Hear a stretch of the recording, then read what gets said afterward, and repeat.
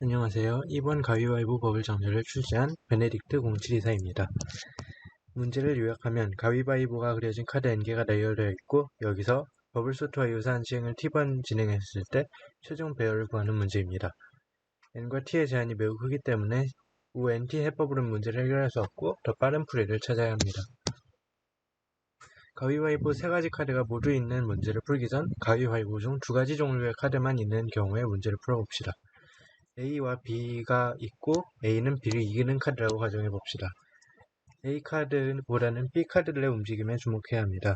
만약 B 카드 왼쪽에 A 카드가 하나라도 있다면 놀이를 한 번 할 때 B 카드는 왼쪽으로 한 칸 이동하게 됩니다. 여기서는 주먹을 A 카드, 가위를 B 카드라고 볼 수 있는데 주먹이 오른쪽으로 2칸 이동하면서 가위 카드는 왼쪽으로 한 칸씩 밀리는 모습을 볼 수 있습니다. B카드 왼쪽에 A카드가 하나도 없다면 왼쪽에는 B카드만 있기 때문에 놀이를 해도 B카드의 위치가 변하지 않습니다. B카드끼리는 순서가 바뀌지 않으므로 왼쪽에서 K번째로 나타난 B카드는 K번째 위치보다 왼쪽에 놓일 수 없습니다.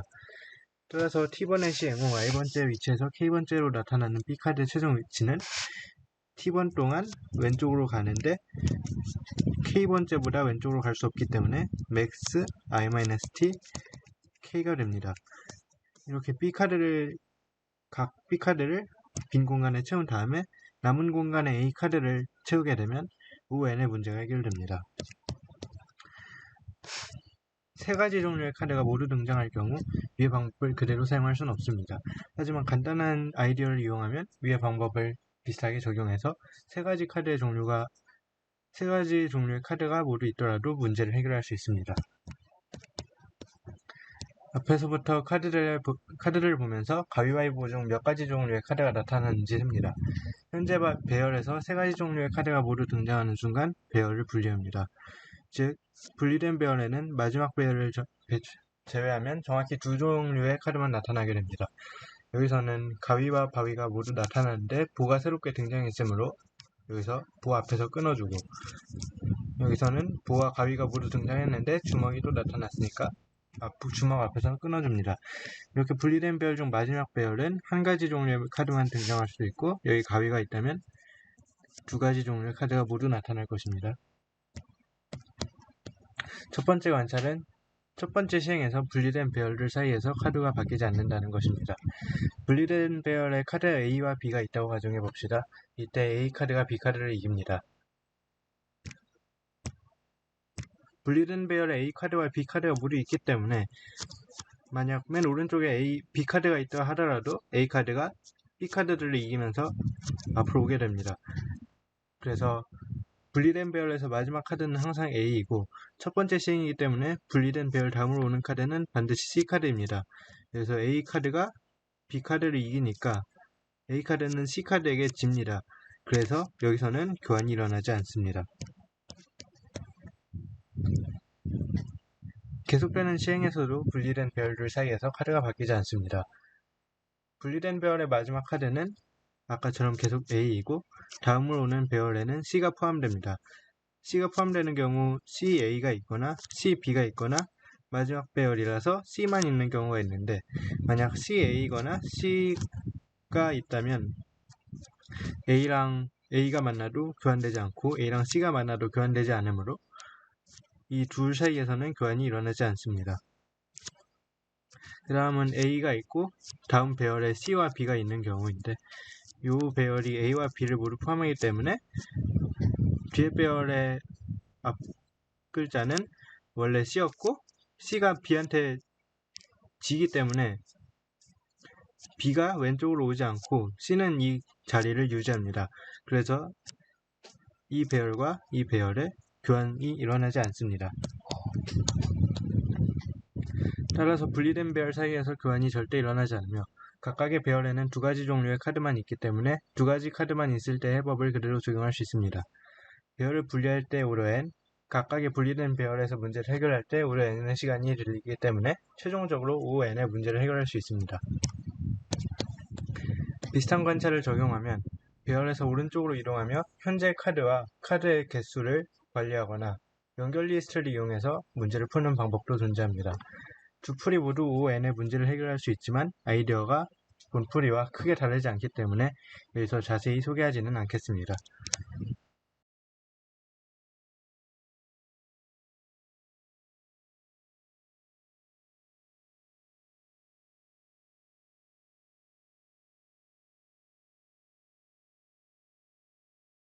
G번 돌 가져가기 2 문제 해설하겠습니다. 저는 이 문제를 출제한 아인타라고 합니다. 돌 가져가기 2 문제는 예선에 출제되었던 돌 가져가기 문제와 같은 세팅입니다. 예선 문제는 최대 점수를 구하는 문제였고 이 문제는 n패까지 모든 경우에 대해 얻을 수 있는 총 점수의 합을 구하는 문제가 되겠습니다. 점수를 얻는 방법에는 흰색 돌을 가져가 얻는 점수가 있고 검은색 돌을 가져가 얻는 점수가 있겠죠. 만약 검은색 돌을 가져가서 얻는 점수를 총 합을 구할 수가 있다면 흰색 돌을 가져가 얻는 점수도 마찬가지 방법으로 구할 수 있기 때문에 전체 문제를 해결할 수가 있습니다. 일단 검은색 돌을 가져가 얻는 총 점수 B스코어를 구해보도록 합시다. n개의 돌을 왼쪽부터 1번부터 n번까지 번호를 붙였을 때 x번 돌을 가져가고 그때 점수를 얻었다고 합시다. 그리고 x번 돌을 가져갔을 때 그 바로 왼쪽 돌이 L번, 오른쪽 돌이 R번 돌이었던 경우라고 생각해 봅시다. 모든 n 팩토리얼 가지 경우 중에 이런 일이 일어나는 경우의 수는 몇 가지나 될까요? L번부터 R번까지 R-L 플러스 1개의 돌을 먼저 가져간 돌의 번호부터 쭉 나열해서 했을 때 XLR로 끝나거나 XRL로 끝나는 경우에만 이제 X를 가져갔을 때 왼쪽이 L이고 오른쪽이 R번 돌이 되겠죠. 따라서 이 경우에만 아까의 경우에 해당되는 그런 경우가 됩니다. 이 사건이 발생할 확률을 구해보면 R-L 플러스 1개의 돌에서 끝에 3개를 순서 있게 선택하는 방법이 R-L 플러스 1 P3이고 그 중에 XLR 또는 XRL로 끝나는 방법 즉 두 가지가 있으니까 확률은 R-L 플러스 1 P3분의 2가 되고 전체 경우의 수가 n 팩토리얼이니까 이 사건이 발생하는 경우의 수는 n 팩토리얼의 이 사건의 확률을 곱한 이 값이 됩니다. 이 값은 R-L에 대한 함수이므로 fR-L을 이 값이라고 일단 정의를 해 놓겠습니다.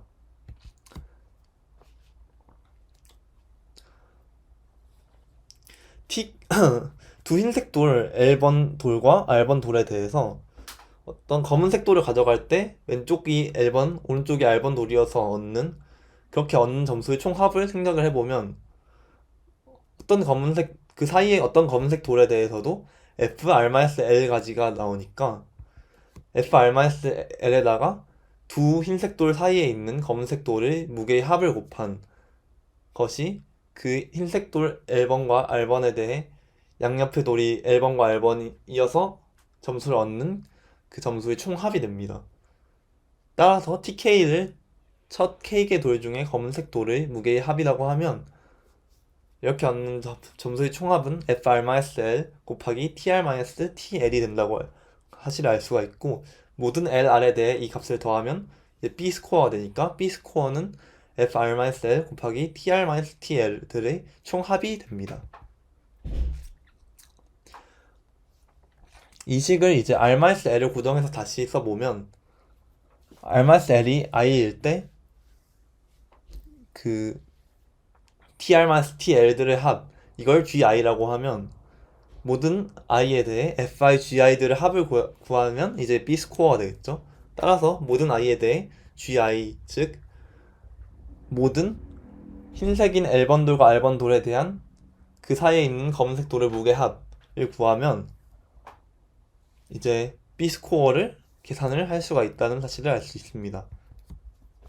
그럼 이제 모든 i에 대해 gi를 어떻게 구하는지 살펴보면 FFT를 통해서 문제를 많이 해결해 보신 분들은 이미 알고 계실 수 있는데 일단 AI라는 수열을 i번째 돌이 흰색이면 TI 아니면 0으로 정의하겠습니다. 그리고 BI라는 수열을 n-i번째 돌이 흰색이면 1 아니면 0이라고 놓겠습니다.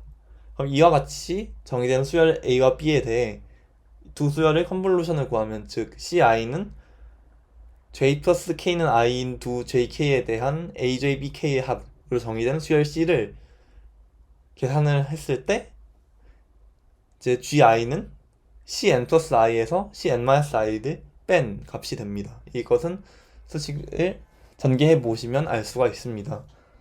근데 이 컨볼루션은 FFT로 계산을 할 수가 있죠. 따라서 이와 같이 정의된 수열 A와 B를 구하고 이 둘에 대한 컨볼루션을 FFT로 계산을 하면 이제 모든 GI를 알 수가 있고, 그럼 GI를 계산을 하면 이제 FI를 알면 B 스코어를 알 수 있는데, FI는 이렇게 I에 대한 그냥 값을 쉽게 계산을 할 수가 있으니까 B 스코어도 계산을 할 수가 있게 됩니다.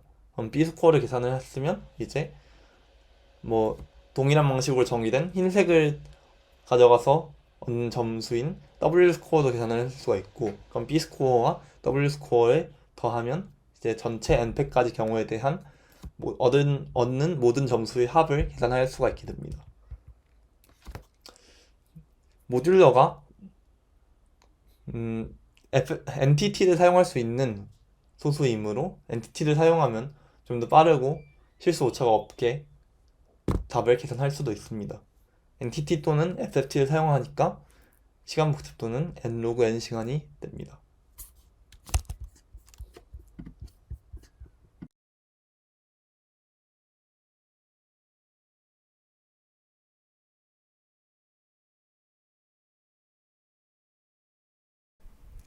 안녕하세요. 디스턴스 온 트라이앵귤레이션 툴을 출제한 몰라몰라입니다. 먼저 이렇게 같은 사람이 소유한 집들을 같은 색으로 칠해봅시다. 이때 주어진 다각형을 삼각분할해서 같은 색 정점들 사이 거리의 합을 최소화하는 문제가 됩니다. 이때 주어진 두 정점 사이 거리는 거쳐야 되는 선분 개수를 의미합니다. 먼저 문제의 답은 2n-1 이하입니다. 왜냐하면 성계 모양으로 이렇게 삼각분할을 하면 2n-1 이하의 답을 쉽게 얻을 수가 있습니다. 그리고 이제 입력을 여러 개 만들어 가지고 손으로 풀어보면 확인할 수가 있는데 2n-1이 굉장히 많은 경우에 시석해라는 걸 알 수가 있어요. 근데 한편으로 이거보다 더 작은 해가 존재하는 경우도 많습니다. 그래서 이 성계 모양을 조금 확장해 가지고 문제를 해결해 봅시다. 이 그림과 같이 두 개의 분리된 영역으로 나누었을 때, 그리고 두 영역이 색을 공유하지 않는다면 이 두 영역을 각각 따로따로 해결할 수가 있습니다. 그래서 이와 같이 각 영역을 성계 모양으로 삼각분할을 하면 더 작은 해를 얻을 수가 있습니다. 그래서 이 영역이라는 걸 정의를 해보면 같은 색인 두 정점을 있는 선분을 전부 다 긋습니다. 그럼 n개의 선분이 나올 텐데요. 이때 두 선분이 평면 위에서 교차를 한다면 이것들이 같은 컴포넌트에 속한다고 이제 정의를 해봅시다. 이때 문제의 답은 이 n에서 컴포넌트 개수를 빼는 것이 답이 됩니다. 이 그림에서는 이렇게 4개의 선분이 나오는데 이 4개의 선분 중에서 위쪽에 위치한 3개의 선분은 한 컴포넌트를 이루게 되고, 그리고 4와 5를 잇는 저 선분 하나가 또 다른 하나의 컴포넌트를 이루게 됩니다. 그래서 컴포넌트 개수가 2개이기 때문에 답은 2n-2가 2n-2인 6이 됩니다.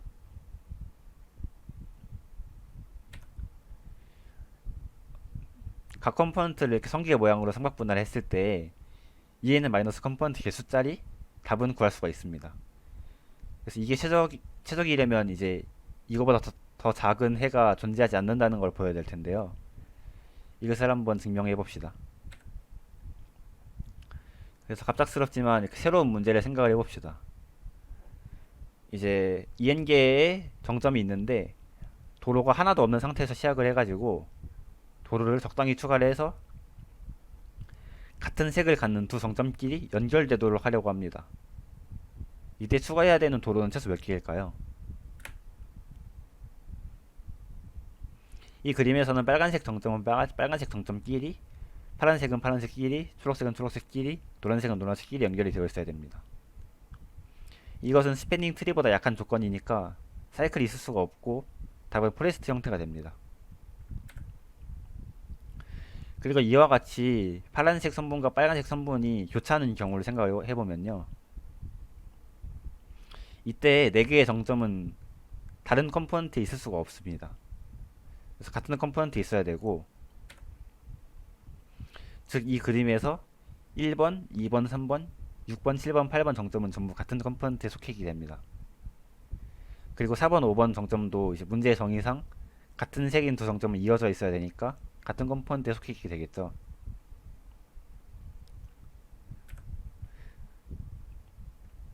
그리고 한편으로 포레스트의 간선 개수는 정점 개수에서 컴포넌트 개수를 뺀 게 되는데, 여기서 정점 개수는 2n이고 컴포넌트 개수는 아까 정의했던 그 컴포넌트 개수와 똑같으므로 2n 마이너스 컴포넌트 개수가 새로운 문제의 답이 됩니다.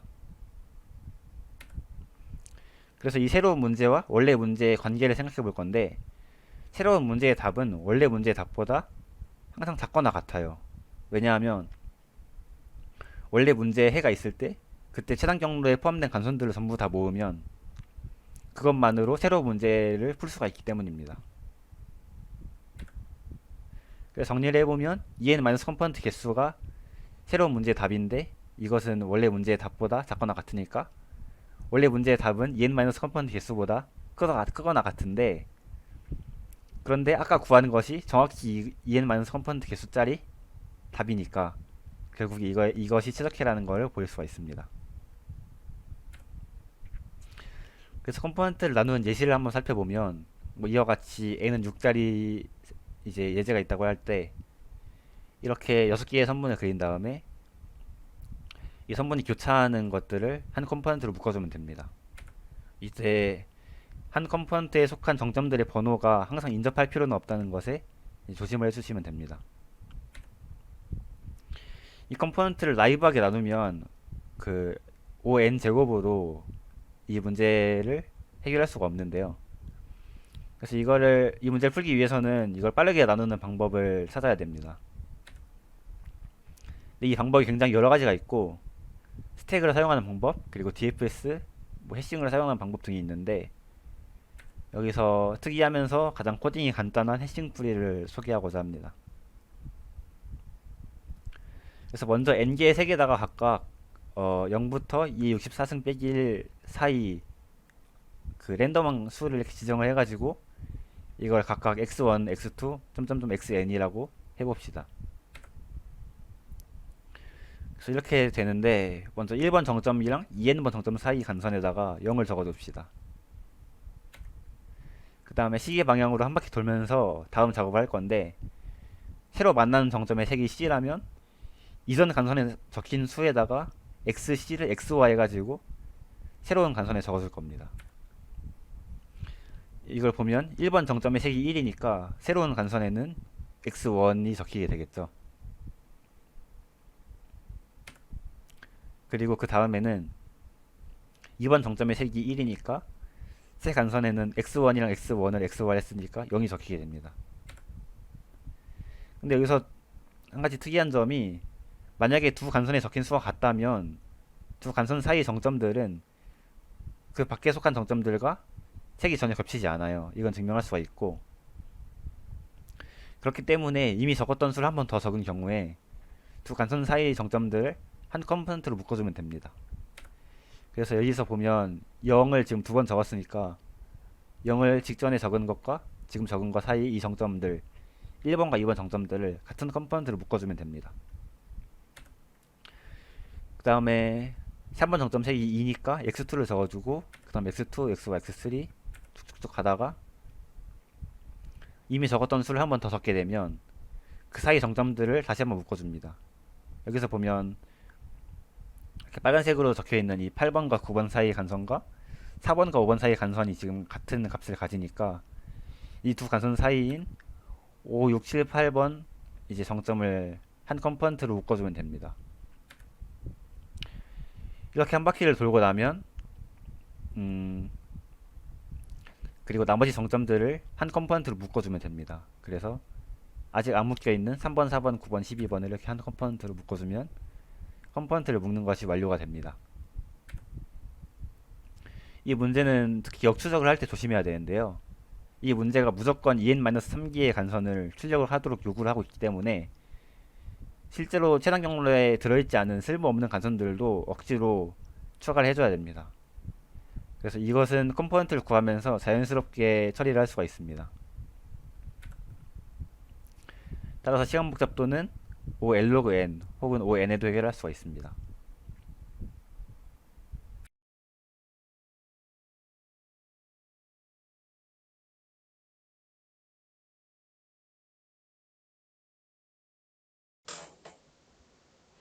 네, 안녕하세요. I번 문제, 붉은색, 푸른색 문제를 출제한 시재현입니다. 이 문제는 이 대회 셋에서 조금 어려운 문제 중 하나로 의도가 되었고요. 네, 그럼에도 저는 많은 팀들이 풀어주셨을 거라 믿으면서 이렇게 풀이를 진행을 해보도록 하겠습니다. 이 문제를 간략하게 설명을 드리자면은 그 구슬들이 붉은색 또는 푸른색의 색깔을 가지고 이게 처음에는 각자 다른 주머니에 보관되어 있다가 이 주머니들끼리 합쳐지거나 아니면 구슬이 영원히 제거되는 이 두 가지 연산이 존재할 때, 그리고 중간중간에 각 주머니를 열어봐가지고 그 안에 붉은색 구슬이 몇 개 이상 몇 개 이하인지 이 범위가 주어질 때 이걸 만족하는 구슬 조합이 존재하는지 안 하는지를 출력을 하고, 존재한다면은 가능한 색깔 조합까지 출력을 하는 그런 문제였습니다. 네, 그래서 우선은 제거가 없다고 해봅시다. 구슬 제거가 없다면은 구슬 주머니들끼리 합쳐지기만 하기 때문에 이 아래에 보시는 것처럼 트리 구조로 나타낼 수 있습니다. 이 트리 구조에서 제가 왼쪽 위에 빨간색으로 쓴 글자들이 있는데요. 이거는 이 합쳐진 구슬에서 관찰을 했을 때 빨간색 구슬이 붉은색 구슬이 1 이상 2 이하게 있었다. 뭐 이런 정보를 같이 그려봤습니다. 네, 이런 식으로 트리로 나타내고 나면은 이 문제를 해결하는데 조금 인사이트를 얻을 수 있는데요. 이 트리 형태로 나타내고 나면은 그 DFS 오더로 번호를 정렬을 하게 되면은 각 주머니를 수열의 한 구간으로 나타낼 수 있게 됩니다. 그러면은 지금 각 원소가 0 또는 1이고 그 구간에서의 합의 범위가 주어질 때 이걸 만족하는 수열이 존재하느냐라는 문제로 바뀌는데, 이 문제는 벨만포드로 모델링을 하는 것이 잘 알려져 있습니다. 근데 안타깝게도 이 벨만포드를 사용한 모델링은 제거 쿼리가 있을 때에는 확장을 할 수가 없습니다. 네, 적어도 저는 그 방법을 모릅니다. 그래서 이제 조금 더 복잡하긴 하지만 확장이 가능한 방향으로 그 제거가 없을 때의 문제를 한번 풀어보도록 합시다.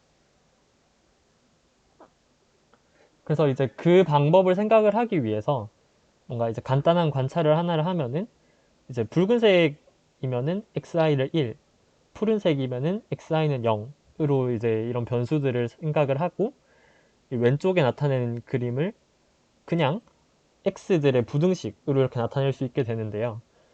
이 부등식들을 보시면은 그냥 단순하게 선형 부등식들임을 확인을 할 수 있습니다. 그래서 결국 이 부등식을 만족하는 해가 존재하느냐라는 문제가 되는데요. 사실 그 부등식들 중에 좀 특수한 형태들을 가지는 거를 좀 모델링을 하는 방법 중 하나가 플로우가 있습니다. 그 플로우에 흐르는 유량을 모두 변수로 놓으면은 사실 그 조건들이 다 선형 부등식으로 나타나기 때문인데요. 그렇다면 이 문제도 선형 부등식들이니까 플로우로 잘 풀 수 있지 않을까 라는 생각을 해볼 수 있습니다. 그리고 실제로 가능합니다.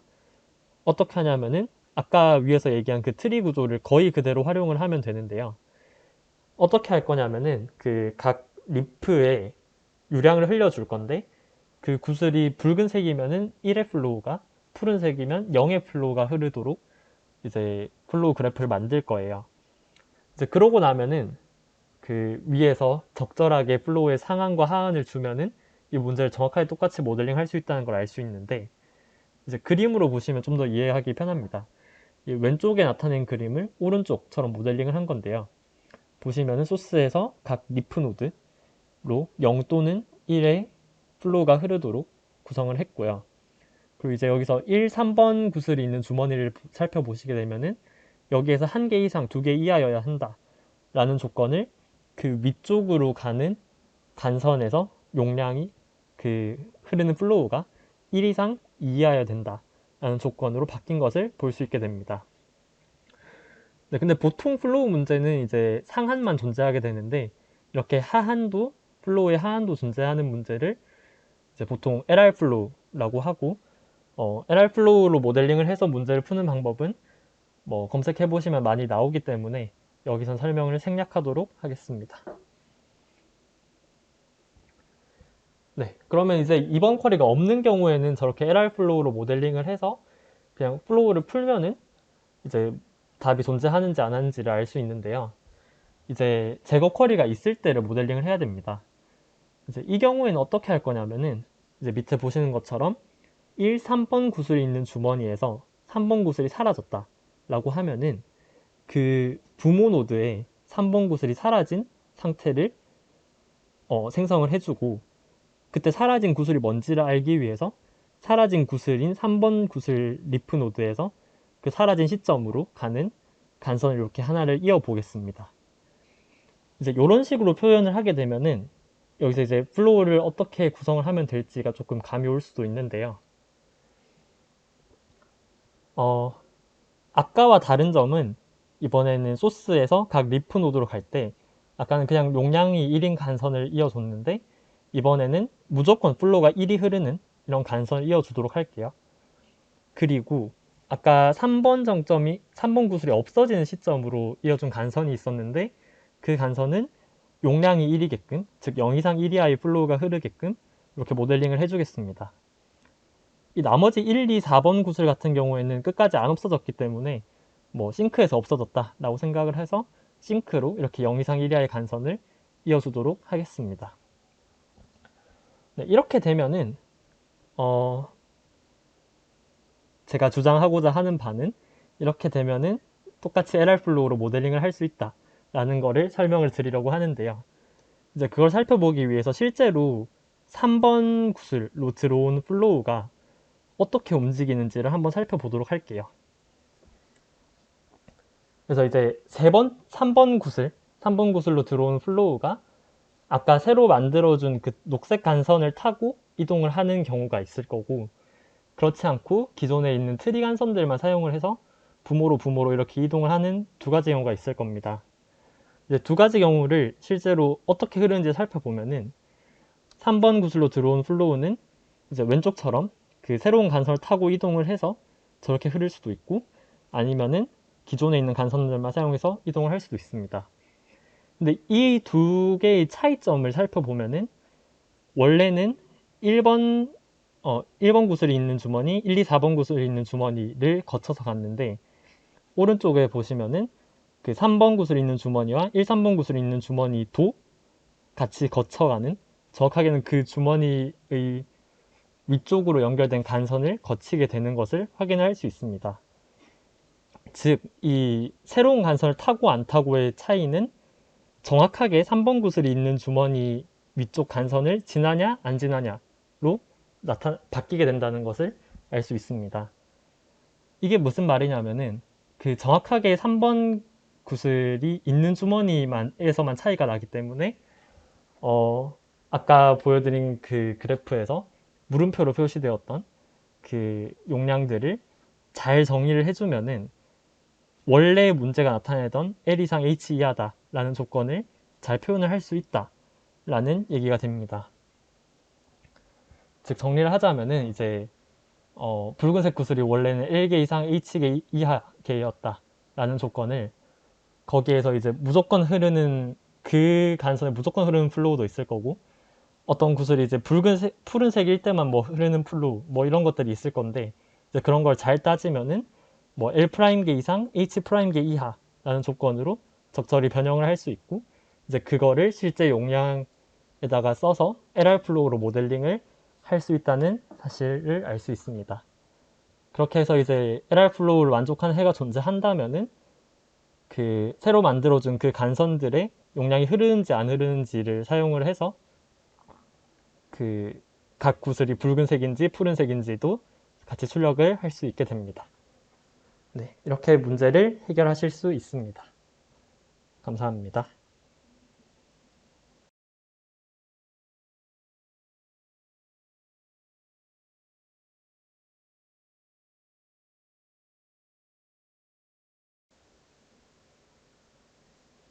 안녕하세요. 그 K번 문제 은퇴한 자들의 게임 문제를 출제한 CJ현입니다.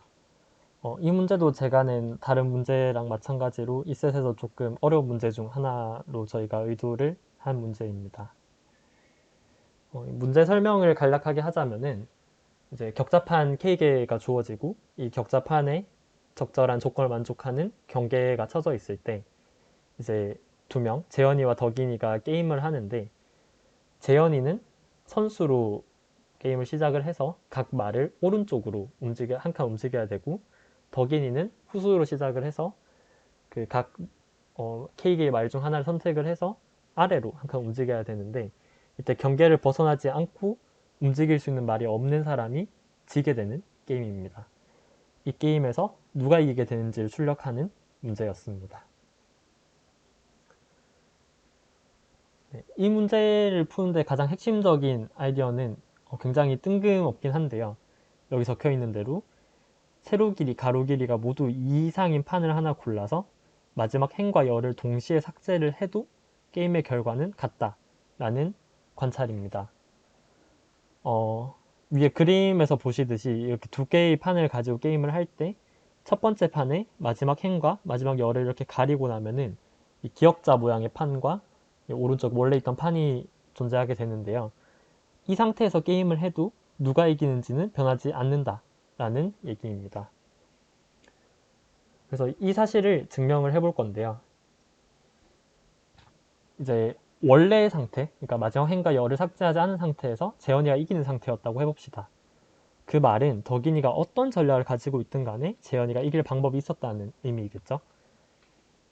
그래서 전략이라 하면은 그 K개의 말의 위치가 주어졌을 때 어느 말을 움직여야 될까를 반환을 하는 함수라고 생각을 하시면은 좀 편할 것 같습니다.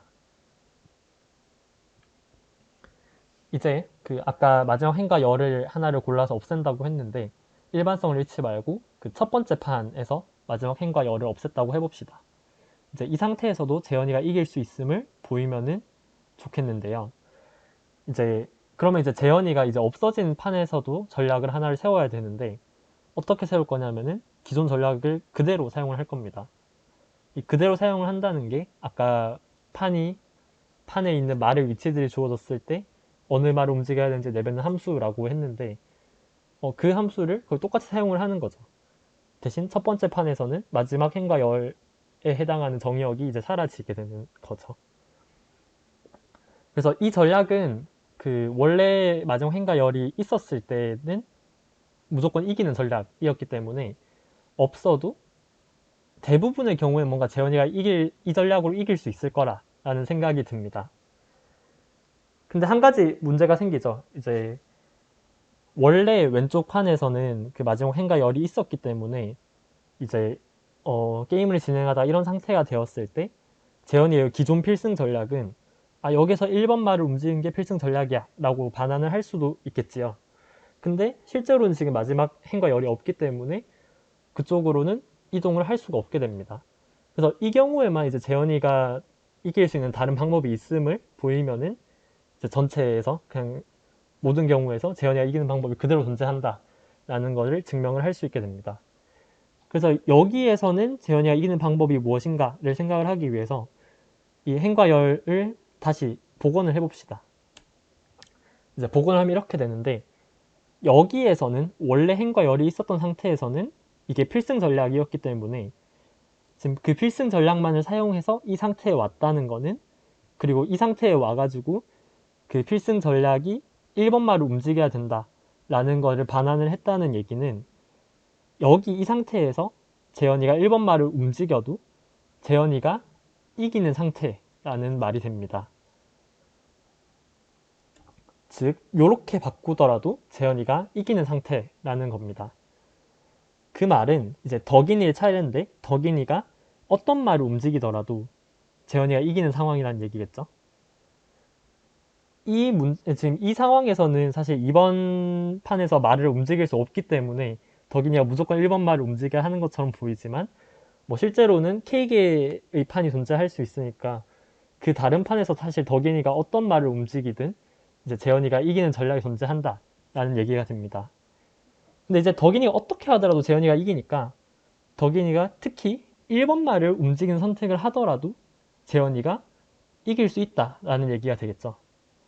그 말은 이 상태에서도 재현이에게 필승 전략이 존재한다라는 얘기가 됩니다. 그래서 이제 이거는 어쨌든 원래 상태, 그러니까 마지막 행과 열이 있는 상태에서 얘기를 한 거 아니냐라고 할 수 있는데, 그래서 원래 상태로 돌아가 보면은 사실 원래 상태, 아까 기존 전략이 1번 말 움직여야 한다고 리턴을 해가지고 지금 더 이상 말을 못 움직이는 상태가 오른쪽 상태였고, 왼쪽 상태가 방금까지 본 상태, 여기에서는 재현이에게 필승 전략이 있다라는 걸 보인 상태인데요. 사실 두 상황은 다를 게 없습니다. 왜냐하면은 이제 말은 오른쪽 또는 아래로만 움직일 수 있기 때문에 이미 지나온 왼쪽이나 그 위쪽에 해당하는 부분은 아무 승패에 아무 영향을 주지 못합니다. 그렇기 때문에 이제 첫 번째 판만 보시면은 각 말이 더 갈 수 있는 부분이 아래쪽 한 칸밖에 없기 때문에 이 두 상황은 완전히 같은 상황이 됩니다. 그 말은 무엇이냐? 왼쪽 판에서 재현이가 필승 전략을 가지고 있었다라는 걸 보였기 때문에 오른쪽 판에서도 필승 전략이 있다라는 얘기가 됩니다. 근데 물론 기존 필승 전략을 사용을 했더니 여기서 1번 말을 움직여야 된다라고 했기 때문에 그 전략을 사용을 해서 필승이다라는 게 아니라 왼쪽 상태에서 사용을 했었던 그런 필승 전략을 그대로 가져오면은 오른쪽에서도 필승 전략을 찾을 수 있다라는 얘기가 됩니다. 그렇기 때문에 이제 그 첫 번째 판에 마지막 행과 열을 제거를 해도 재현이는 마지막 열로 가지만 않으면은 당연히 재현이가 이기는 거고, 마지막 열로 가게 되는 상황이 오더라도 사실은 그 상황에서도 재현이가 이기는 필승 전략이 존재한다라는 것을 알 수 있습니다. 이제 마찬가지로 반대로 원래 덕인이에게 필승 전략이 있는 상황에서도 마지막 행과 열을 없애도 똑같이 필승 전략의 존재함을 보일 수 있습니다. 따라서 맨 처음 명제의 증명이 완료됩니다.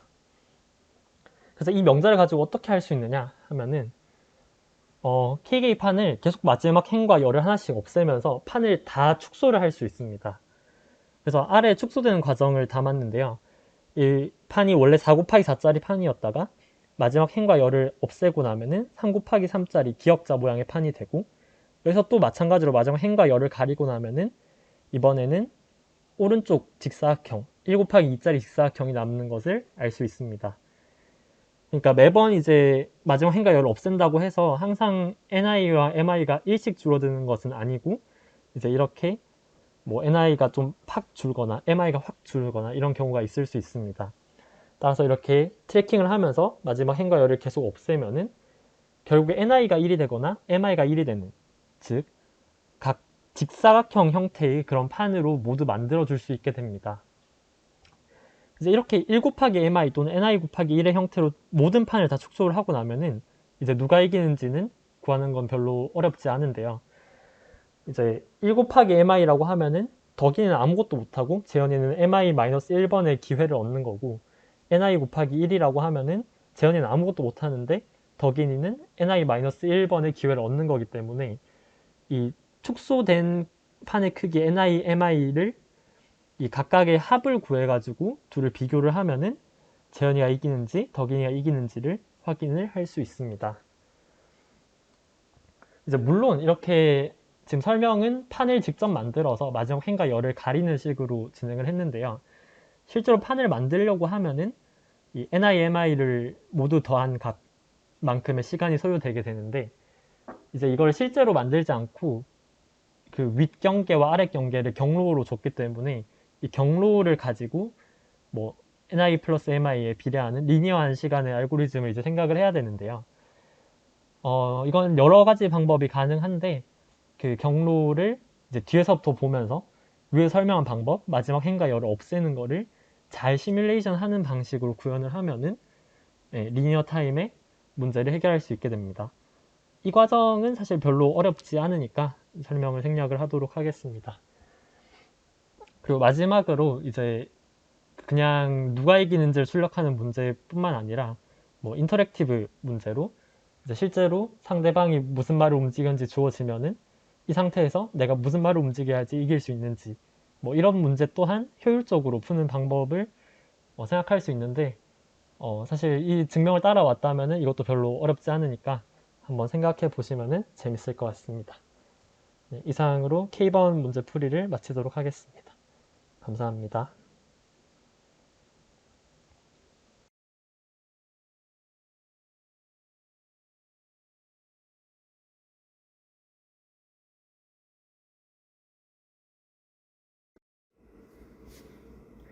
안녕하세요.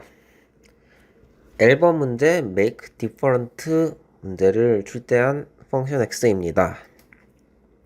make different 문제는 문자열 문제에 태그가 붙어 있는 문제입니다. 방향을 바꾸는 횟수는 무조건 1회 이하인 게 보장이 되는데요. 만약에 방향을 2번 이상 바꾸는 경로가 있다고 그러면 처음 시작 지점에서 다른 방향으로 가도 도착점으로 정상적으로 갈 수 있기 때문에 그래서 더 짧은 경로를 항상 만들 수가 있습니다.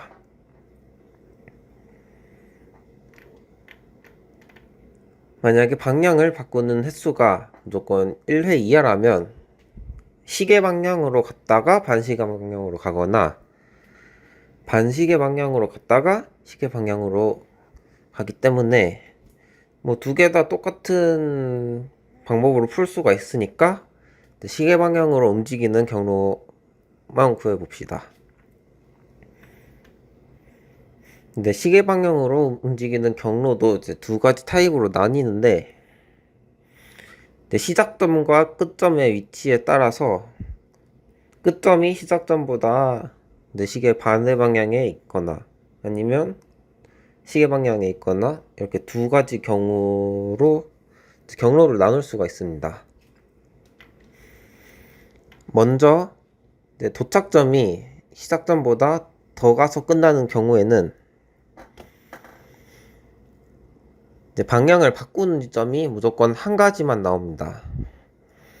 그래서 시작점과 방향을 바꾸는 점 사이에 있는 모든 스프링의 종류가 전부 고정이 되게 됩니다. 왜냐하면 여기 있는 스프링들은 전부 밟아야 되기 때문에 시작점부터 터닝 포인트까지 전부 2 하다가 마지막에 1이 나와야 됩니다. 그러면 터닝 포인트에서 도착점까지 거리를 어떻게 구하냐? 이거는 그냥 일반적인 그냥 서픽스 어레이랑 LCP 알고리즘 이용해서 로그 시간을 구하면 됩니다. 두 번째 유형은 조금 더 복잡한데 왜냐하면 이거는 방향을 바꾼 지점이 여러 개가 될 수 있습니다. 두 번째 유형에서는 방향을 바꾸는 점, 얘도 마찬가지로 방향을 바꾸는 점이 무조건 1인데 방향을 바꾼 이후에 2번 스프링을 몇 번 밟다가 두 로봇이 서로 밟는 스프링이 달라질 때 끝나게 됩니다. 그래서 결론적으로 그 터닝 포인트 이후에는 2번을 최대 몇 번 연속으로 밟는지 그거를 구해야 되겠죠. 풀이에 있는 두 그림에 대해서는 첫 번째 경로에서는 2가 한 번 연속해 있고 두 번째 그림에서는 2가 2개 연속을 해 있으니까 그러면 1이랑 2랑 미니멈 해서 플러스 1을 하면 점프해야 되는 횟수를 구할 수가 있어요. 그러면 이 2가 연속된 횟수를 모든 1에 대해서 마킹을 해준 다음에 서픽스 어레이랑 LCP를 구하면 터닝 포인트를 찾을 수가 있겠죠. 터닝 포인트 개수는 많아야 로그 n 플러스 1개가 되는데 일단 첫 번째 터닝 포인트를 찾았어요. 그래서 이 터닝 포인트에서 왼쪽으로 간 횟수를 A라고 하면, 그다음에 또 첫 번째 터닝 포인트에서 또 오른쪽으로 가서 두 번째 포인트가 나오겠죠. 그럴 때 이제 두 번째 터닝 포인트에서 정답이 갱신이 되든 갱신이 안 되든, 또 세 번째 터닝 포인트 갈 때 터닝 포인트로 가는 거리가 이제 A 나누기 2 이하가 됩니다. 네, 자세한 설명은 아래에 있는 그림을 보시면 되는데, 만약에 최단 경로가 경신이 되면 두 번째 터닝 포인트에서 왼쪽으로 가는 횟수 거리가 이제 A 나누기 2 이하가 되니까 세 번째 터닝 포인트까지 가려면 또 A 나누기 2보다는 더 적게 써야 되는 거고, 만약에 최단 경로가 경신이 안 됐으면 첫 번째랑 두 번째 터닝 포인트 사이 거리가 A 나누기 2보다 커지기 때문에 또 두 번째 포인트부터 또 새로 구하는 거는 또 A 나누기 2보다 작아야 되겠죠. 뭐 이런 식으로 하면 이제 총 로그 n 개의 터닝 포인트를 구할 수밖에 없게 됩니다. 그래서 최종 시간 복잡도는 서픽스 어레이를 구축하는데 n 로그 n이나 n 로그 제곱 n을 쓰면 되고, 그 다음에 쿼리를 해결하는데 q 로그 제곱 n 시간 복잡도로 처리를 할 수 있습니다. 이상으로 make different 풀이를 마치겠습니다. 감사합니다.